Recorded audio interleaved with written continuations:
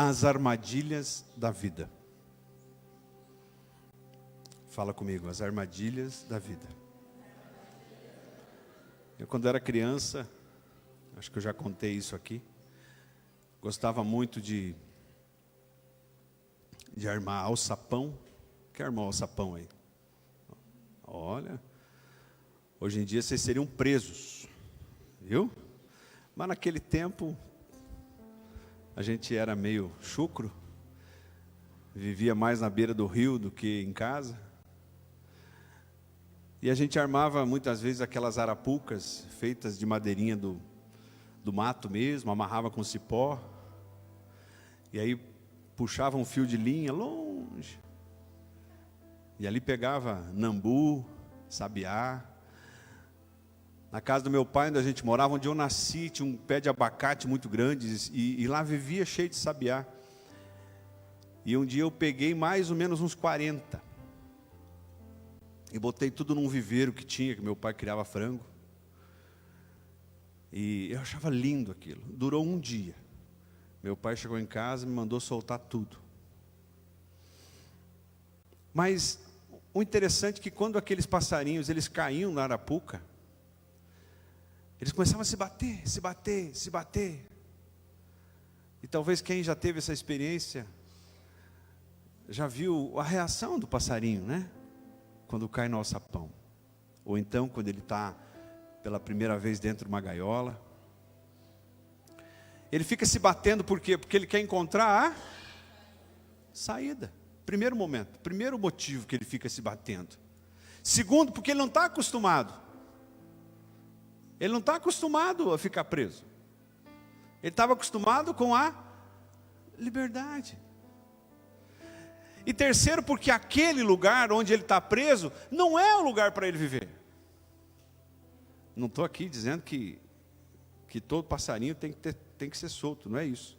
Tem aqueles que são criados para viver em cativeiro mesmo, né? Se é que isso é certo. Mas uma ave silvestre, ele não pode se habituar, ele vai se bater.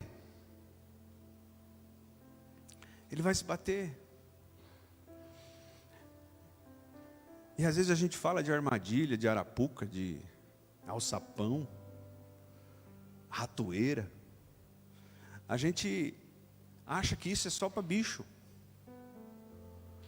A gente acha que a armadilha existe só para bicho. E não existe para homem e mulher. Aí você vai dizer, pastor, você está falando daquelas armadilhas lá do Indiana Jones, nos filmes? Não, eu estou falando de armadilhas espirituais. Eu estou falando de armadilhas do dia a dia. Armadilhas que a gente acaba caindo e muitas vezes nos prendendo, e muitas vezes nós estamos ali nos debatendo dentro de uma gaiola, dentro de uma prisão, e ainda nem percebemos que caímos numa armadilha. Eu vou falar uma frase, não se escandalize. A vida é cheia de armadilhas. A minha vida, a sua vida, a nossa vida é cheia de armadilhas. E quando nós compreendemos isso, quando Deus ele vai trabalhando isso no nosso interior, nós vamos compreendendo um contexto das armadilhas, e nós vamos pelo menos aprendendo a identificar, primeiro, as armadilhas, e segundo, a identificar uma possível queda numa armadilha. Porque às vezes, queridos, às vezes a gente até conhece as armadilhas, mas mesmo assim a gente cai. É verdade ou não é? Hã? Eu mesmo comprei um Peugeot.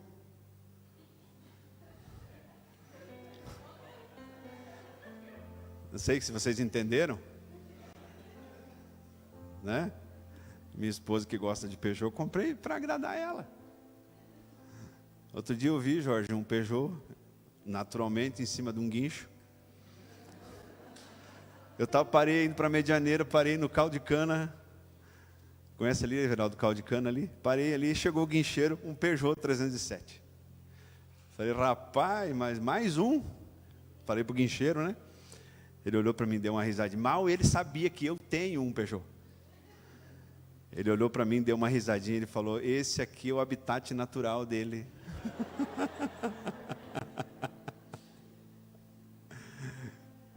E eu fui lá e comprei.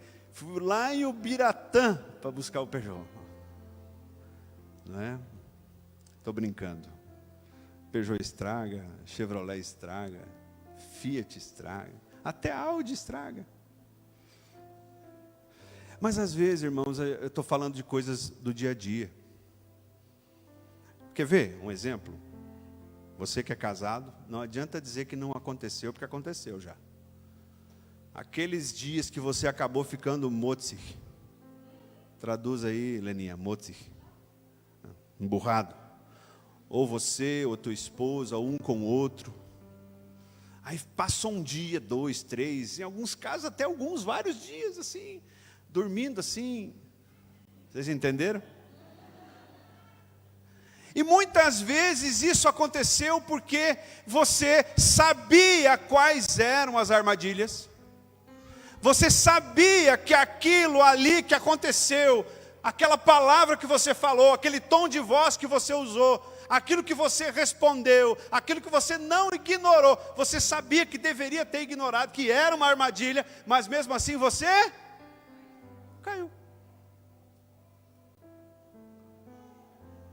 Irmãos, o problema não é a gente necessariamente cair na armadilha, porque nós temos um Todo-Poderoso, que é misericordioso, e a sua misericórdia não tem fim. Você pode falar um glória a Deus? A misericórdia dele não tem fim.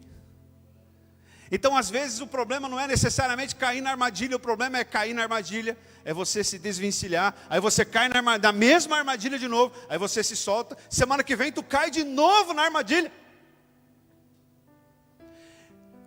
Isso é falta de aprendizado. Tem uma técnica na gestão que chama Learning Organization, ou seja, as organizações que aprendem. Trazendo isso para o nosso dia a dia, se eu sei que ali tem um buraco, o que eu tenho que fazer quando passar por ali de novo? Desviar do buraco. Simples. Se eu sei que leite me faz mal, o que eu tenho que fazer? Tomar café? Água? Mas eu vou lá e tomo leite. Aí começa. O que foi? Leite. Aí bota a culpa no leite. O que o leite tem a ver com a tua teimosia? O que o leite tem a ver com a tua falta de vigilância? Amém? Você está recebendo essa palavra? Irmãos, nós somos às vezes tão desprovidos de vigilância que a gente cai 3, 4, 5 vezes na mesma armadilha e bota a culpa na armadilha. E vai lá e bota a culpa em Satanás. Não que Satanás não seja o culpado. E não que ele não seja sujo. Mas às vezes a culpa é minha.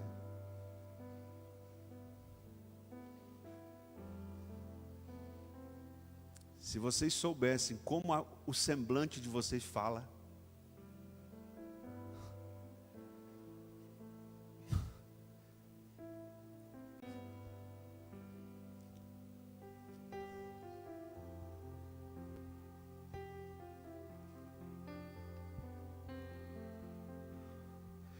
Abra sua Bíblia comigo.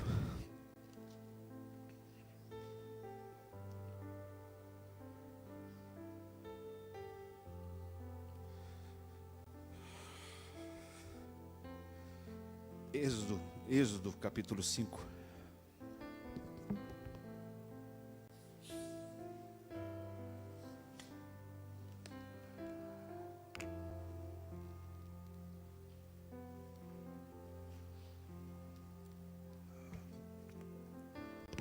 Apenas o versículo 1. Êxodo 5, 1. Amém. Obrigado, Alex. Depois disso, Moisés e Arão foram falar com o faraó e disseram: assim diz o Senhor, o Deus de Israel: Deixe o meu povo ir para celebrar uma festa no deserto. Só isso. Muitas vezes, queridos, nós acabamos esquecendo de usar isso aqui como um manual de instruções. Às vezes você está lá mexendo no eletrodoméstico, no equipamento eletrônico, no rádio do carro, na televisão. Aí você não consegue programar ou não consegue operar, tu vai lá no manual. O que você faz? Você lê o manual, aí você não entende, você lê de novo, não é assim que faz? Aí você não entendeu direito, o que você faz? Vai lá no Google. Não é assim? Como programar o horário do micro-ondas, marca tal. A gente faz isso. Faz ou não faz? E aí a gente cai na armadilha.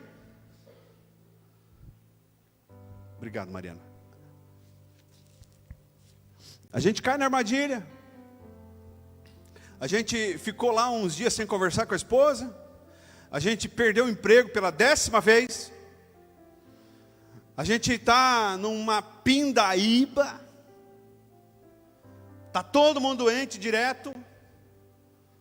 Meus amigos estão indo embora. Minha família me excluiu do grupo.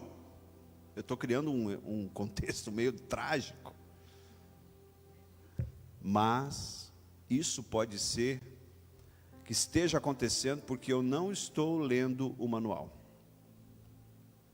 Ou, se estou lendo, não estou entendendo. Ou, se estou entendendo, não estou obedecendo. Irmãos, o povo de Deus, eu não posso contar tudo isso, o povo de Deus foi escravo por 400 anos numa nação chamada Egito. Quem está comigo? Amém? Deus levanta um homem chamado Moisés para tirar esse povo do Egito. E lá, essa nação era governada por um faraó.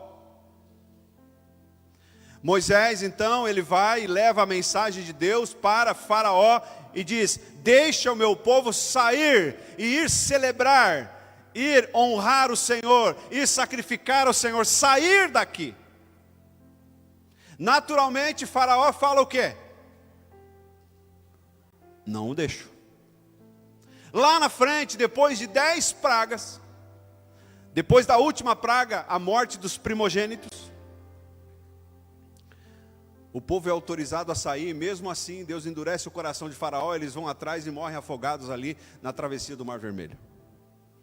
Mas irmãos, quando Moisés vai pedir, faraó diz que não, e sempre que ele volta para pedir, sempre que ele volta depois de uma praga, faraó vai dando estratégias, vai apresentando armadilhas para oferecer algo para Moisés, que não era aquilo que Deus queria. É importante a gente lembrar aqui que o Egito representa o lugar de escravidão. O Egito representa o inferno. O Egito representa o pecado. É importante lembrarmos que ali Faraó representa a figura do inimigo. É importante lembrarmos que Moisés, nesse contexto, representa aquele que liberta, aquele que tira da escravidão, ou seja, a figura de Jesus.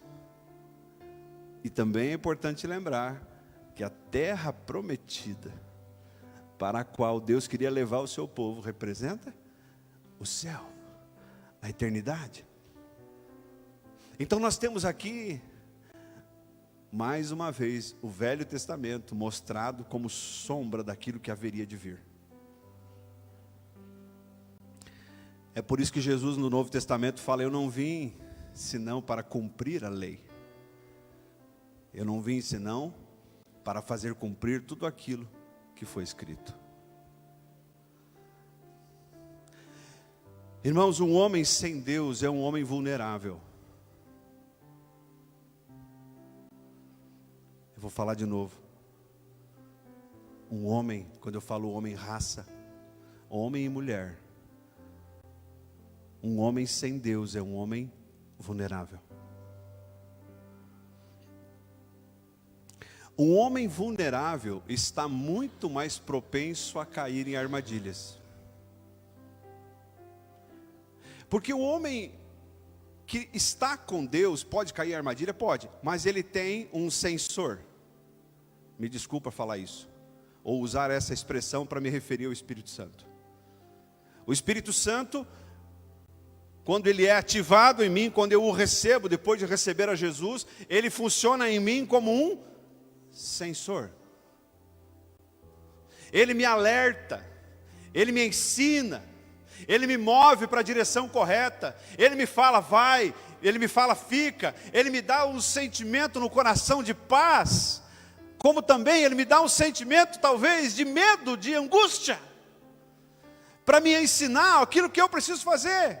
Jesus disse: eu vou para o Pai, mas não vos deixarei órfãos, eu mandarei para vocês, para vós, outro Consolador. Ele vos ensinará toda a verdade, e ele vos convencerá do pecado, da justiça e do juízo. Irmãos, então um homem que caiu numa armadilha é um homem escravo. E se ele é um homem escravo, ele é um homem morto.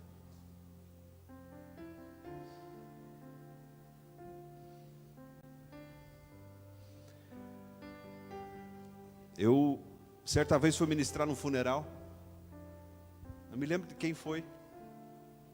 E naquele dia, e eu, modéstia à parte, eu acho que o momento do funeral, assim como um casamento, mas talvez mais o funeral, é o melhor momento evangelístico de todos. As pessoas, elas estão quebrantadas, e elas olham para aquele ente querido que faleceu, que partiu, e elas entendem que um dia estarão ali. E eu cheguei naquele funeral e orando, Deus me falou assim: ninguém se acostuma com a morte. E eu fiquei dentro do carro, eu comecei a questionar, falei: Deus, mas como é que eu vou falar isso lá?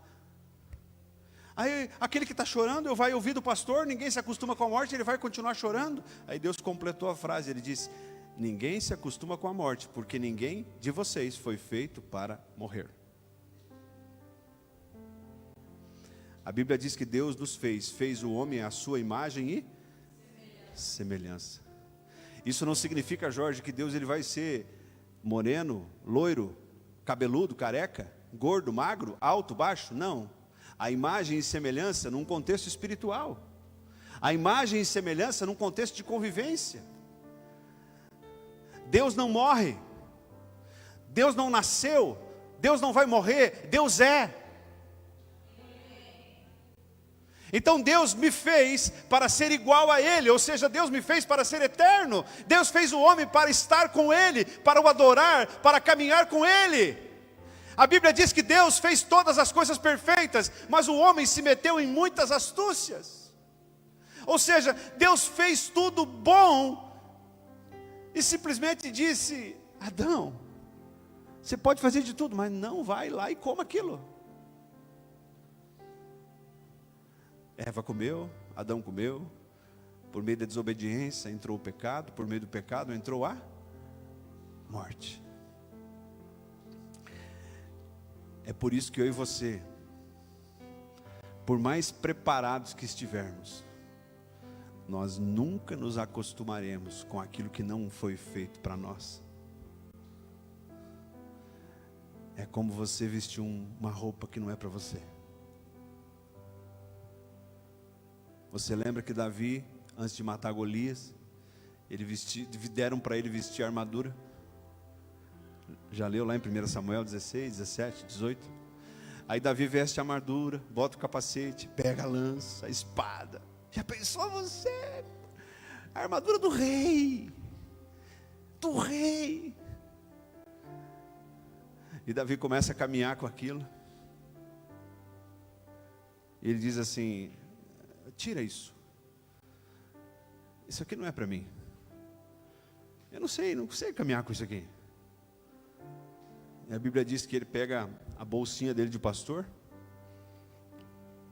ele desce até o riacho, ele pega 5 pedras lisas, ele pega a tiradeira dele.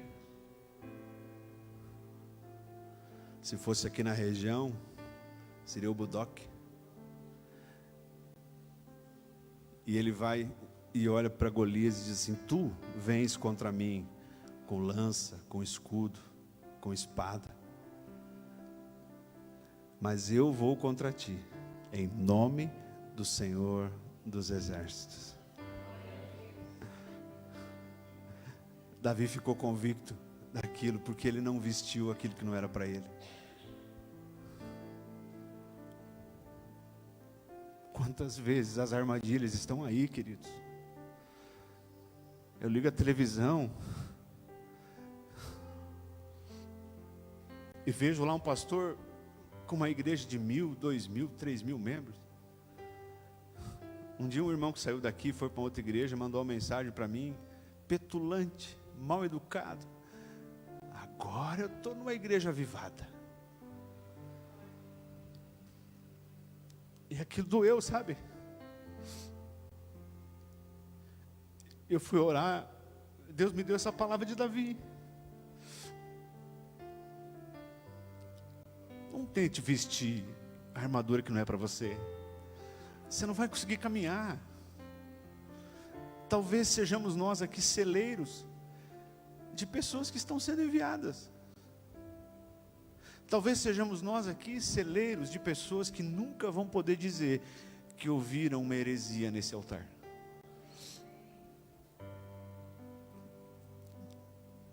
Talvez o meu papel e o seu não seja ser igual àquele que eu vejo na televisão, aquele meu cunhado que fica mostrando o carro novo, aquela pessoa da família que fica esbanjando. Aí você bota no coração o desejo de ser como ele, e você vai pulando etapas.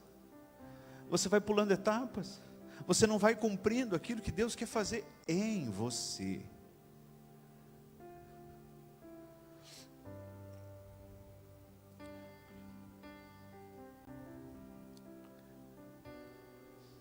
Vamos ler do 2 ao 11?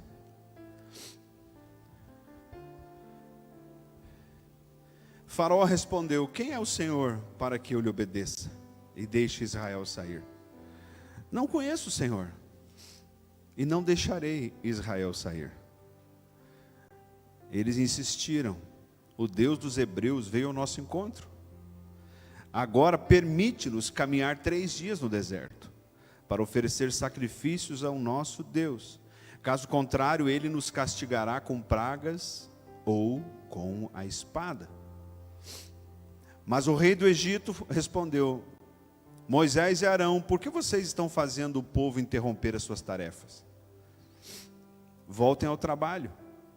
E acrescentou: essa gente já é tão numerosa e vocês ainda os fazem parar de trabalhar?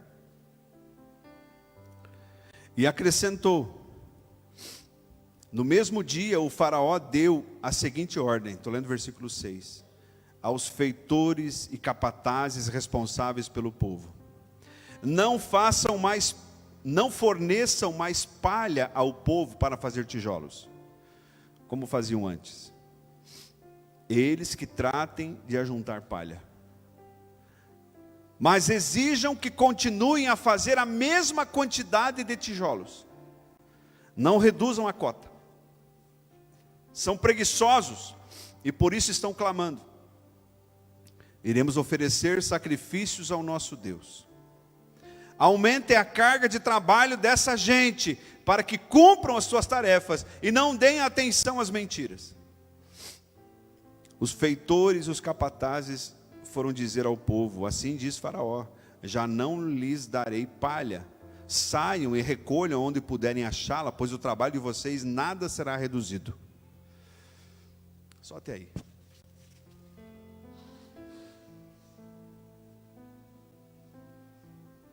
Irmãos, a primeira armadilha que Faraó armou aqui foi o ativismo, correria. Faraó, aqui na figura de Satanás,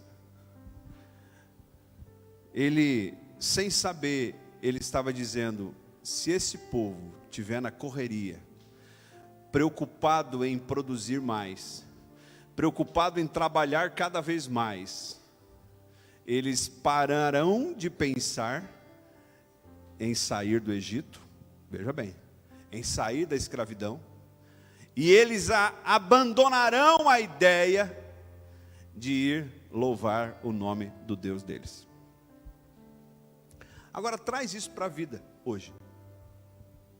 Eu quero que você pense aí, como é que é a tua vida no dia a dia? Como é que é? Eu sei que aqui eu tenho irmãos que estão me ouvindo aqui que têm mais experiência que eu. Eu tenho 45 anos. Mas eu não me recordo, desde a minha infância, de um tempo tão sufocante como este. Ninguém tem mais tempo para nada. Aí você vai dizer: pastor, mas e aqueles que trabalham às 8 horas por dia e não têm uma outra atividade, por que eles não têm mais tempo? Sabe por quê? Porque quando eles chegam em casa, existe algo chamado rede social. Existe algo chamado televisão. Não entendo aqui que eu estou condenando a rede social ou a televisão. Mas o mundo hoje está nos treinando para não ter mais tempo. Nós não temos mais tempo para os nossos filhos. Pai e mãe, e aí eu profetizo que com a Maria Luísa não vai ser assim, Andressa. Pai e mãe hoje dão o celular para o filho ficar quieto, parar de incomodar. Experimenta ir ao shopping center. E aí você vê na praça de alimentação crianças que sentam naquelas cadeirinhas. Muitas delas, observe, muitas delas só comem se tiver na frente um tablet ou um celular.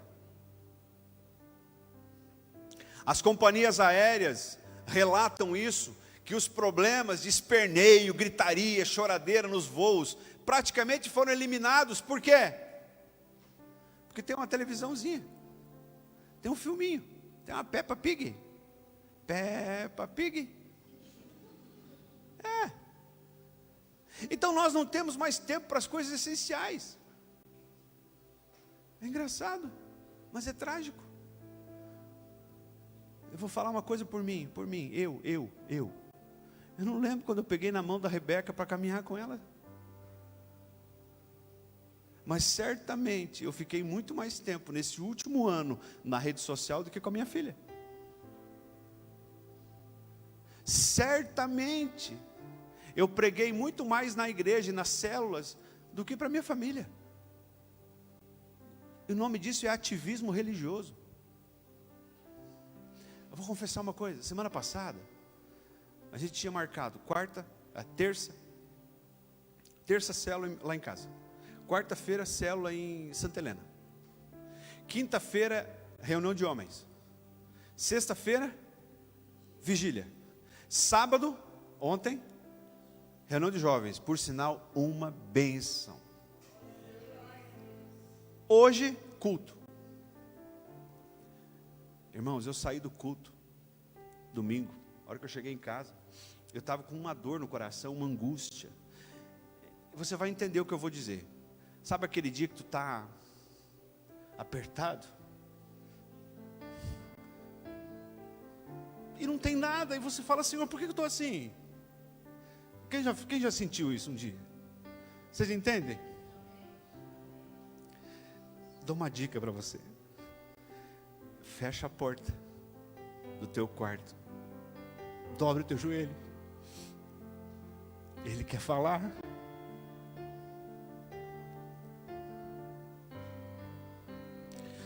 Eu fui trabalhar segunda-feira, e aquele sentimento e correria durante o dia. Quando eu estava dirigindo de volta, Deus me falou. Me veio assim um calendário na mente: terça, quarta, quinta, sexta, sábado, domingo. Eu falei: opa. Aí eu mandei a mensagem dizendo: irmãos, a gente não vai fazer a reunião na quinta. Eu quero dizer para você, escute o que eu vou te falar. Nunca você vai me ver cobrando você por não ter vindo. Mas sempre você vai me ver dizendo para você: toda vez que você falta, você perde. Nós tivemos um banquete aqui. Estávamos em 9 pessoas na vigília. 9. Mas o alimento era para milhares. Sabe aquele dia que você faz comida para 50 e vem 5? Sabe como é que é o nome disso? Desperdício.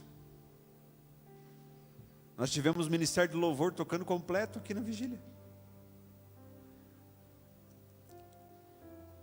Por que eu não vim?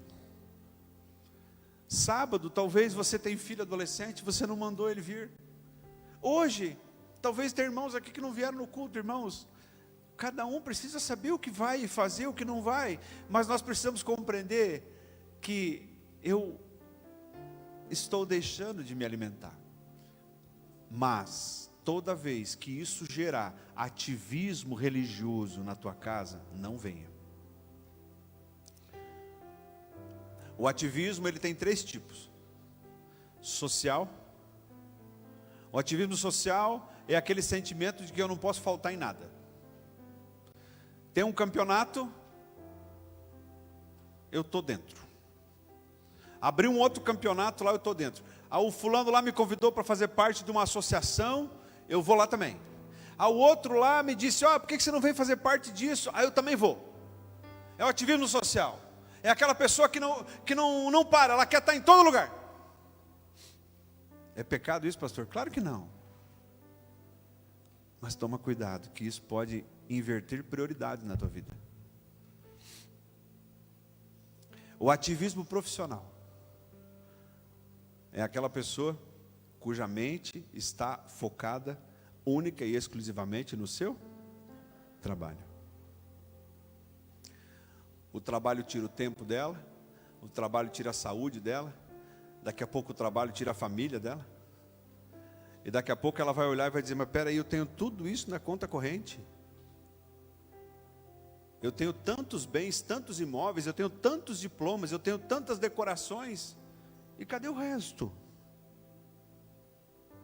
Eu perdi aquilo que era o mais importante. E o ativismo religioso, que a gente tem que vigiar.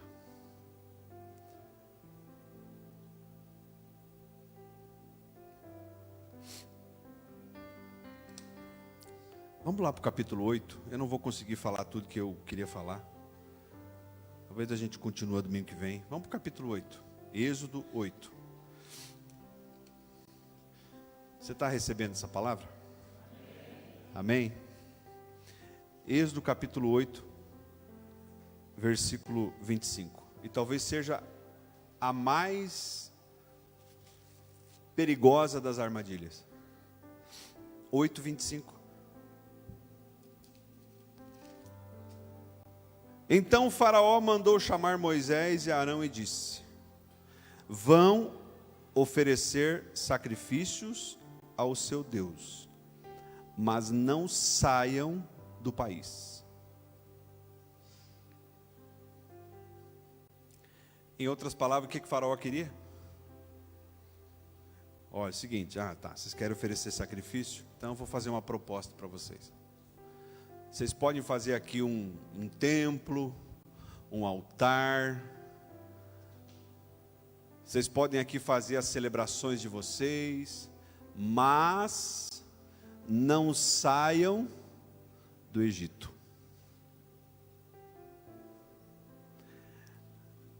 Lembra no início? Qual é o símbolo do Egito?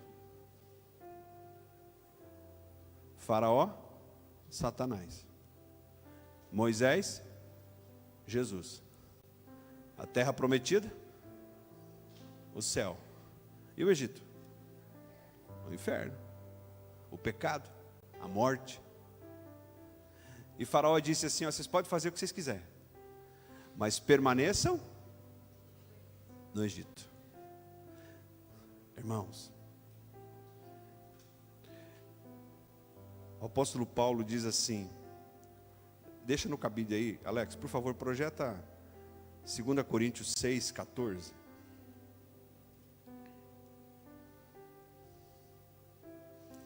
Segunda carta aos Coríntios.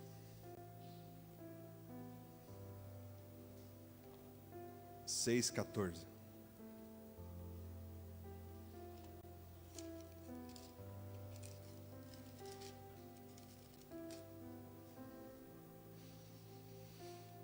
Não se ponham em julgo desigual com descrentes, pois o que tem em comum a justiça e a maldade? Ou que comunhão pode ter luz e trevas? Que harmonia há entre Cristo e Belial? O que há de comum entre o crente e o descrente? Que acordo há entre o templo de Deus e os ídolos? Pois somos santuário do Deus vivo. Como disse Deus, habitarei com eles e com eles andarei, serei o seu Deus e eles serão meu povo. Portanto, saiam do meio deles e separem-se, diz o Senhor. Não toquem em coisas impuras e eu os receberei. Eu lhes serei pai e vocês serão meus filhos e minhas filhas, diz o Senhor Todo-Poderoso. Não é o pastor Márcio que está falando isso. Irmãos, tem coisas que a gente tem que ter clareza. Luz, trevas. Não fica difícil de distinguir. Fica? Fala comigo, é fácil? Não precisa nem ser convertido para isso. Verdade, mentira. Certo, errado. Céu, inferno. Não tem jeito de fazer uma coisa que é do céu no inferno. Dá? Não dá. O que Faraó falou para Moisés? Ó, fica aqui mesmo. Não precisa casar não. Semana passada eu tive a infelicidade de ler o que escreveu a Xuxa. A Xuxa escreve na sua rede social que a Bíblia é um livro desatualizado e que a Bíblia deveria ser reescrita. Quem viu isso? Eu quero te fazer um pedido. A partir de hoje, ore pela Xuxa. Ore para que Deus salve a alma dela. Porque hoje ela é instrumento de Satanás, porque milhões e milhões de pessoas leram o que ela escreveu, e o poder de influência de uma publicação dessa é muito grande. Em outras palavras, a Xuxa estava incorporando Faraó aqui para dizer o seguinte: ó, você não precisa parar de fazer as coisas que você faz. Você sabe qual é o maior argumento para dizer que o homossexualismo não é pecado? O maior argumento usado é dizer que Deus é amor. Deus é amor. Então aquilo que é feito com amor é de Deus. Não. Não é bem assim. Irmãos, existem coisas que precisam ficar claras na minha vida. E eu não estou aqui usando o exemplo do homossexualismo como único. E também não estou aqui dizendo que eu e você não devemos amar e respeitar todos os homossexuais. O fato de não concordarmos com a prática diante da palavra de Deus não nos dá o direito de condená-los. Não nos dá o direito, inclusive, de dizer que eles não estarão conosco no céu. Quem sou eu para saber o que passará no coração deles no momento em que partirem? Quem sou eu para me colocar no lugar do Senhor, que é o único capaz de julgar vivos e mortos?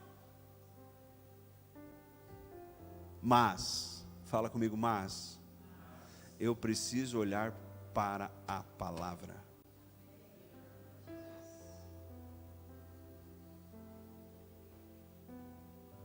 Existem hábitos, irmãos, que são culturais, mas não são espirituais. Se é que você me entende. Existem hábitos, costumes, práticas, que talvez eu herdei, que eu repito. Hoje mesmo estava lá no meu sogro almoçando, e a gente falava sobre palavrão. E falávamos ali da importância de vigiarmos, principalmente quando pai e mãe falam um palavrão para o filho. O poder que isso gera. Então muitas vezes eu estou na igreja, eu sirvo ao Senhor, eu tenho até um ministério na igreja, mas eu estou fazendo coisas que são do Egito. Não dá. Não dá. Sabe por quê? Porque é uma armadilha. É uma armadilha. Eu ouvi uma pessoa muito próxima de mim um dia a aconselhar a sua filha. Veja bem, a sua filha, ela arrumou um namorado. E aí eles começaram, depois de um certo tempo de namoro, eles começaram a falar em casar. E aí essa pessoa, eu ouvi, ela disse assim: não, vai morar junto primeiro. Aí se der certo, vocês casam. Por que ficar sujando papel se não dá certo? Essa foi a frase. Irmão, a armadilha, a fragilidade do relacionamento, a impossibilidade da bênção espiritual. Eu já contei para vocês, não sei se aqui, na época do outro prédio, que eu tinha um rapaz, um discípulo meu, que inclusive já faleceu. Ele um dia me ligou, muito preocupado. Ele disse: pastor, eu recebi uma ordem para mentir. Meu chefe me chamou, ele trabalhava numa empresa renomada, numa área, eu não posso falar em detalhes. E enfim, o chefe chamou ele e falou assim: tu vai em tal lugar, o município era Itaipulândia. Ele ia sair de Medianeira e ia em Itaipulândia, numa reunião, e ali você vai mentir. Você vai falar assim, assim e assim. E ele caminhava com a gente, era novo convertido, ele estava queimando, e era um menino reto, e ele me liga, naquela época não tinha WhatsApp ainda. O que eu faço? Eu não quero mentir. Mas se eu não fizer o que meu patrão está mandando, ele vai me mandar embora. Eu orei com ele. E eu só disse para ele: Deus proverá. E ele foi. Passou uns 40 minutos, ele me liga chorando ainda, pensei: pronto, teve que mentir. E eu já estava intercedendo por ele. Olha a falta de fé. Pastor, eu cheguei aqui, o rapaz veio me receber na porta dizendo que eu podia voltar, que não ia mais ter reunião, porque já tinha sido resolvido.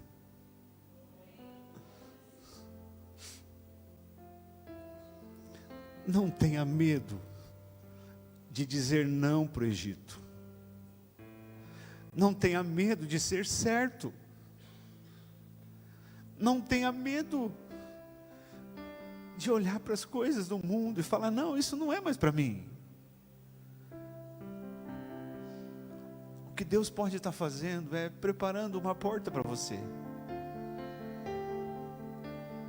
Tem uma música, hoje a gente fica com medo de falar do Kleber Lucas, né? Mas tem uma música do Kleber Lucas que diz: dá para tocar?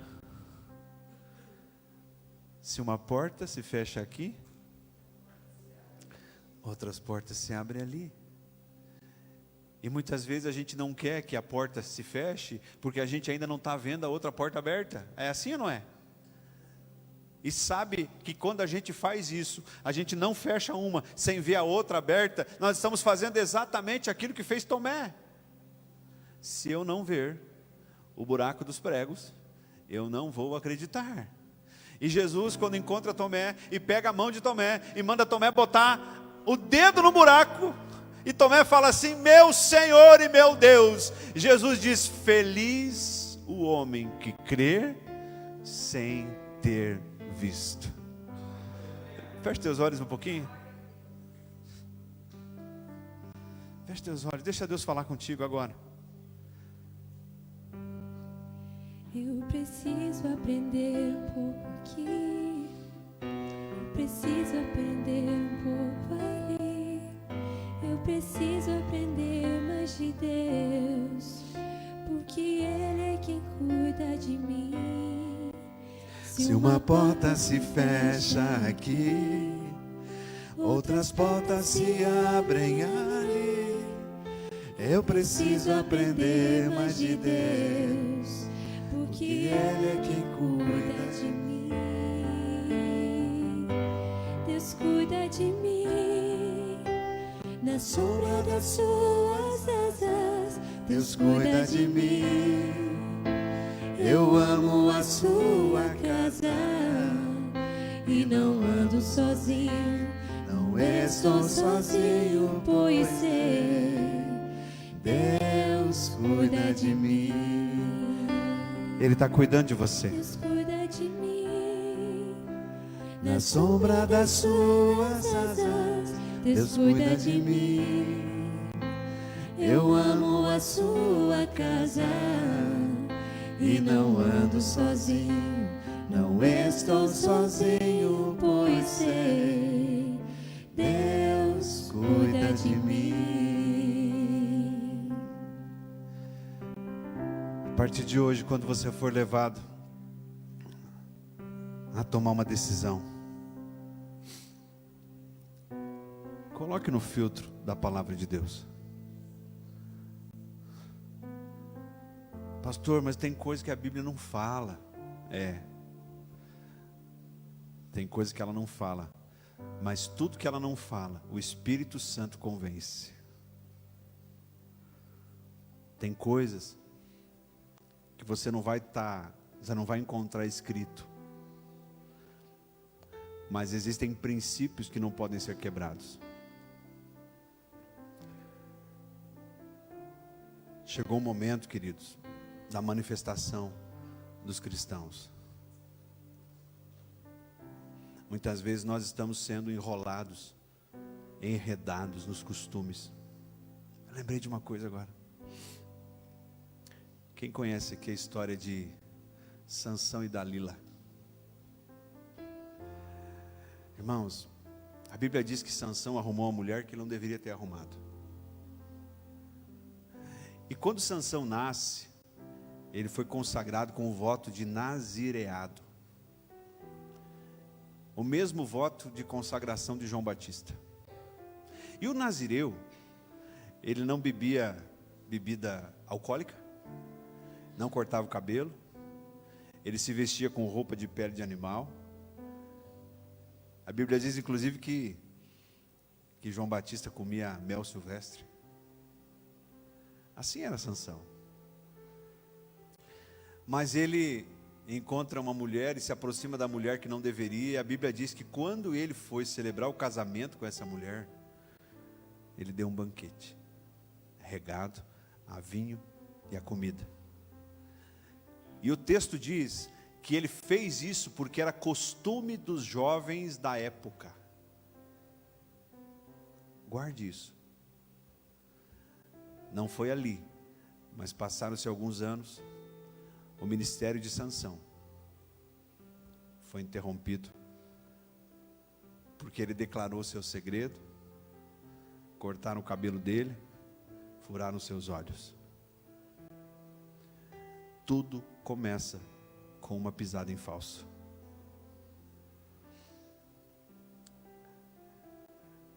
Tem coisas, queridos, que a gente vai lembrar pro resto da vida de coisa que fez errado.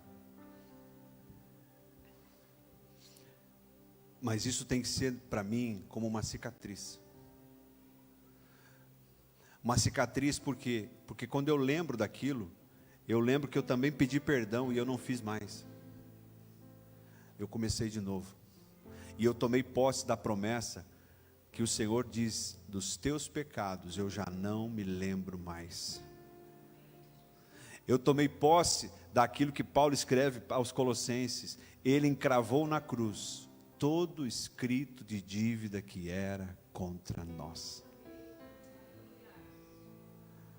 Se até aqui você tem compartilhado coisas do céu com coisas do mundo, se até aqui você tem misturado decisões das trevas com decisões da luz, Deus te trouxe aqui nesta noite para ouvir essa palavra, para dizer: isto é uma armadilha. Abschneider. Alles verstehen? Para com isso. É momento de começar de novo. Sabe por quê? Porque se uma porta se fecha aqui, outra porta se abre ali. Fique de pé. Quero orar com você.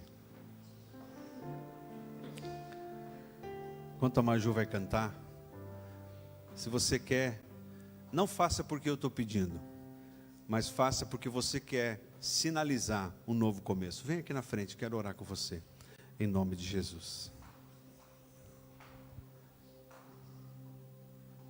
Aleluia.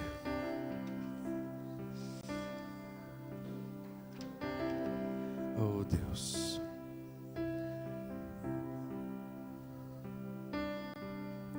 Eu preciso aprender um pouco aqui.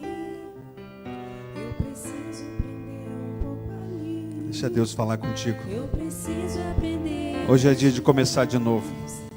Porque Ele é quem cura. Hoje é dia de se desvencilhar das armadilhas. Se uma porta se fecha aqui, Hoje é dia de falar: Senhor, se abrem ali. eu sei que eu Preciso aprender. caí em armadilha. Eu sei que muitas vezes eu usei as desculpas do mundo Deus cuida de mim. para não começar de novo. Deus cuida de mim. Mas hoje o Senhor trouxe você aqui para ouvir essa palavra. Das tuas asas, Deus cuida de mim. Eu amo a sua casa e não ando sozinho, não estou sozinho, pois sei, cuida de mim. Deus cuida de mim, na sombra das suas asas, Deus cuida de mim.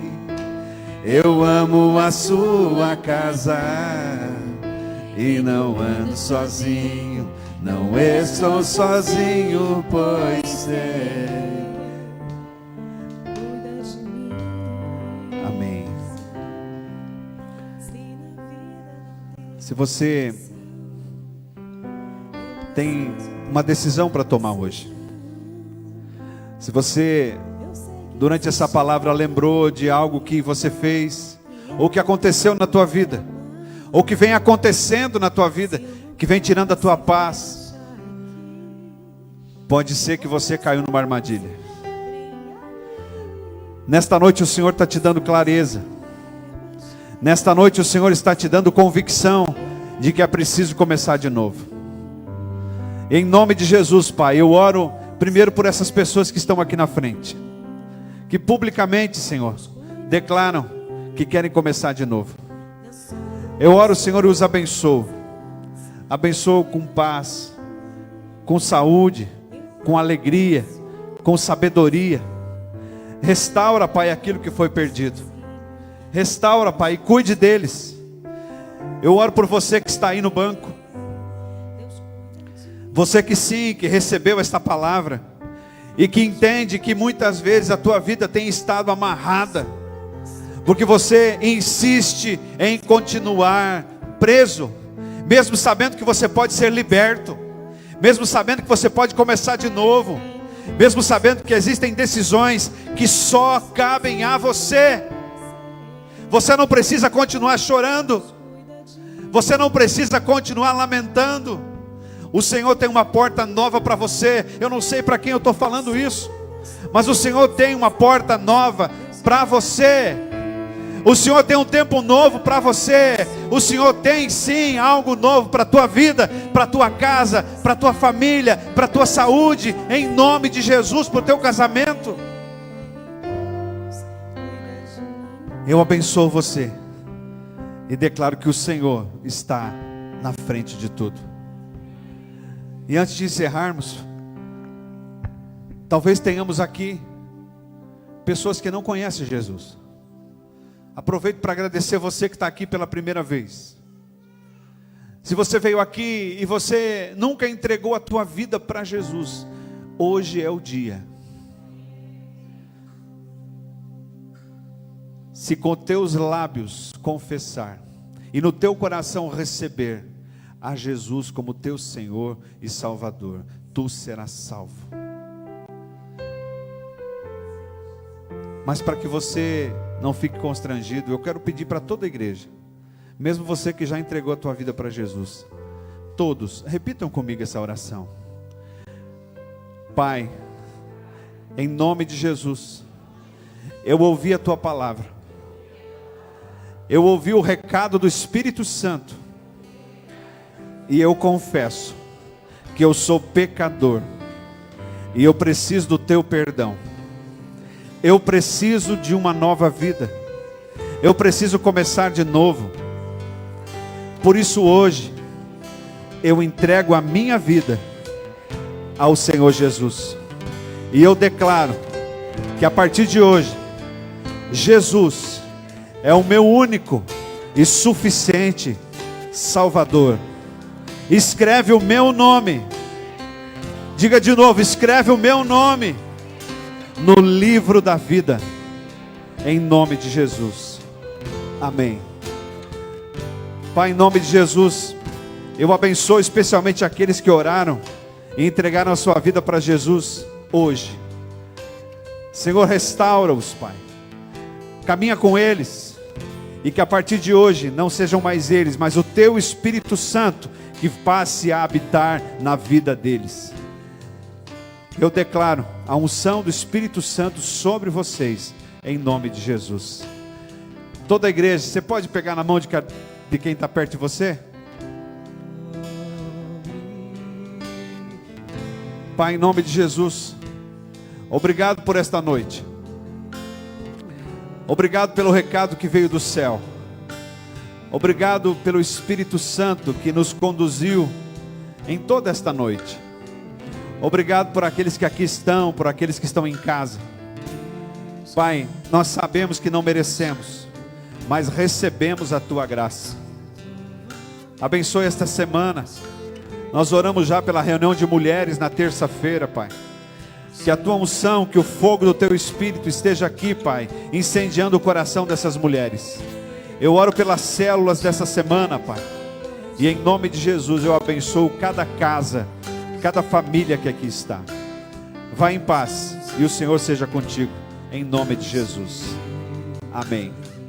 Abrace quem está do teu lado, profetize bênçãos, que Deus te abençoe, em nome de Jesus.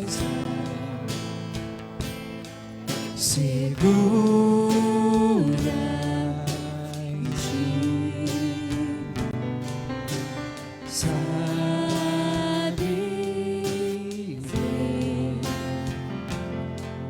que em Cristo firme está. Se o trovão e o mar seguindo vem, sob a tempestade eu voarei, sob as águas tu também és rei. Descansarei, pois sei que és Deus.